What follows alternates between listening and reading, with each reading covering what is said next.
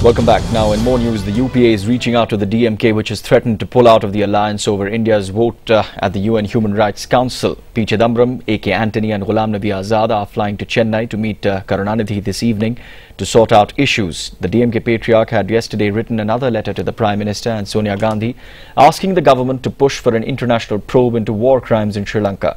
Meanwhile, students in Chennai today protested against that resolution. हमारे 3 वरिष्ठ मंत्री आज करुणानिधि जी से मिलने जा रहे हैं क्योंकि उनकी कुछ आपत्ति है, उनके कुछ सुझाव हैं और उनसे चर्चा करेंगे कि जो प्रस्ताव यूनाइटेड नेशंस में आ रहा है उसको किस तरह पेश किया जाए। तो ये चर्चा के बाद ही गवर्नमेंट भी फैसला करेगी। For more, let's go across to CNN-IBN's Meenakshi Mahadevan joining us on the phone line from Chennai. Meenakshi, the government seems to be making all the right noises, sending 3 top ministers to Chennai to speak to Karunanidhi. But can we expect anything concrete, especially when the DMK has been adamant on their stand?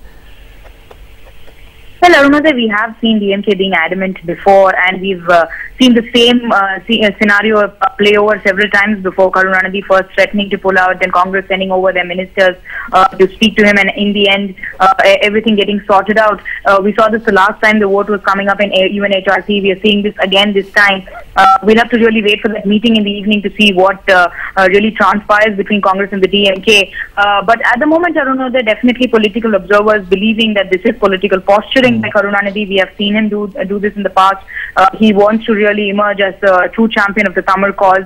So every time the situation has demanded, every time that there have been protests asking for some strong action against Sri Lanka from the centre, Karunanidhi has also joined the fray and demanded for some strong action, and he's doing this time. What really happens, what turns out in the end, we'll have to wait for that crucial meeting in the evening today.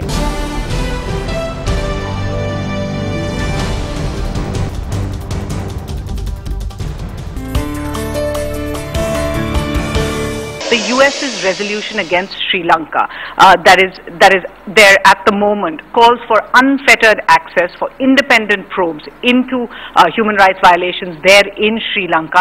At the moment, is that something that's acceptable, or are you going to push for a vote at the UNHRC?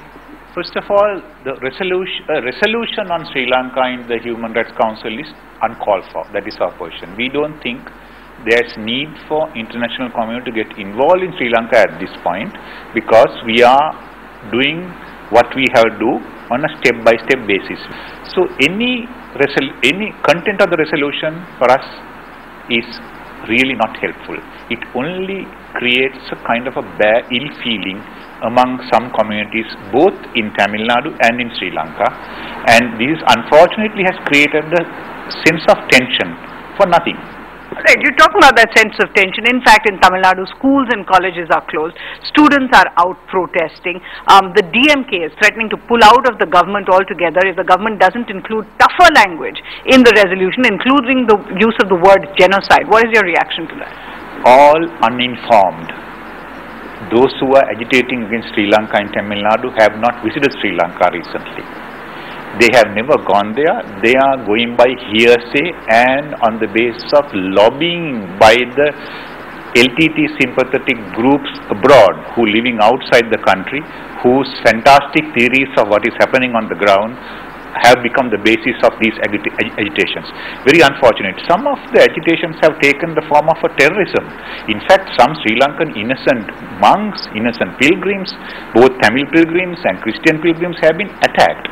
This is again kind of violent methods practiced by the LTT sympathizers in the past in Sri Lanka. We feel very unsettled by this sort of happenings in Tamil Nadu. I think violence should not be a means to settle any matter. We abhor that, and we feel ourselves bad that we have to. There was in Sri Lanka we had to resort to violence.